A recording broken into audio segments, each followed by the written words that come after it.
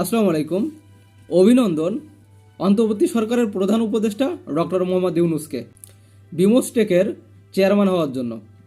এখন ডক্টর মোহাম্মদ ইউনুস এই যে থাইল্যান্ড সফর করলো বিমস্টেকের সম্মিলনে, সো এটা কতটা সফল, এটা নিয়ে আজকের আলোচনা। প্রথমে চোখ রাখবো ডক্টর মোহাম্মদ ইউনুস এবং ভারতের প্রধানমন্ত্রী মোদিকে নিয়ে। মোদির সাথে ডক্টর মোহাম্মদ ইউনুসের অনেক দিন যাবৎ একটা মিটিং ফিক্সড করার কথা ছিল, কিন্তু ভারত খুব সম্ভবত চেষ্টা করতেছিল তাদের সাথে মিটিংটা ফিক্স না করার। তবে সব কিছু দূরে রেখে ইতিমধ্যে ডক্টর মোহাম্মদ ইউনুস এবং মোদির বইটা কমপ্লিট হয়েছে, এবং যেখানে সবথেকে ফলপ্রসূ যে আলোচনা হয়েছে সেটা হচ্ছে তিস্তা পানি বন্টন চুক্তি নিয়ে, এবং সীমান্তে যে নিরীহ মানুষকে গুলি করে হত্যা করা হয় এই হত্যা বন্ধ, এবং সর্বশেষ এবং ফাইনালি যেটা খুবই তাৎপর্যপূর্ণ কথা হয়েছে সেটা শেখ হাসিনাকে বাংলাদেশে ফেরানোর বিষয়টা নিয়ে।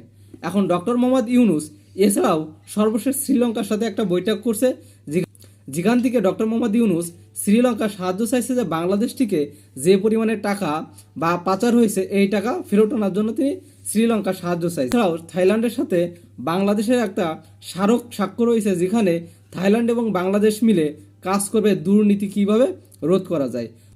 সুতরাং ডক্টর মোহাম্মদ ইউনুসের এই যে সফরটা আমরা আলটিমেটলি ধরতে পারি এটা বিগ অ্যাচিভমেন্ট বাংলাদেশের জন্য, এবং চীনের পরে এটা দ্বিতীয়তম সফলতম একটা সফর হয়েছে ডক্টর মোহাম্মদ ইউনুসের জন্য।